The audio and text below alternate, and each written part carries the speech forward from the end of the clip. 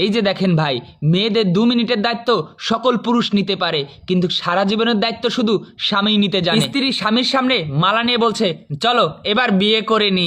আরে বেবি, এত অধৈর্য হচ্ছ কেন? আগে তো ডিভোর্স দিয়ে এটাকে কমপ্লিট করে নাও, তারপর আমরা দুজন বিয়ে করে নিচ্ছি। আচ্ছা বসে আছো কেন, সই করে দাও।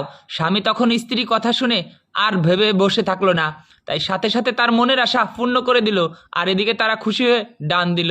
যখন ডিভোর্স পেপারে সই হয়ে গেল, এই নাও, আজ থেকে তোমার আমার সম্পর্ক ক্লোজ, ঠিক আছে, এখন এই ঘর থেকে বের হয়ে যাও। স্বামী যখনই ঘর থেকে বের হয়ে যাচ্ছে তখন তারা অনেক খুশি। চলো এবার আমরা বিয়ে করে ফেলি আর মজা নিয়ে থাকি। এভাবেই খুশিতে আত্মহারা স্ত্রী তখন বিয়ের কথা সাথে সাথে তার গায়ে হাত তুলে দিল। স্বামী দাঁড়িয়ে পিছন ফিরে তাকিয়ে নিল। আরে তুমি আমার গায়ে হাত দিলে কেন? আরে কি ভাবছো তুমি, তোমাকে আমি বিয়ে করব? কখনো না। শুনো, যে জিনিস ফ্রিতে পাওয়া যায় সে জিনিস কে কিনে নেয়?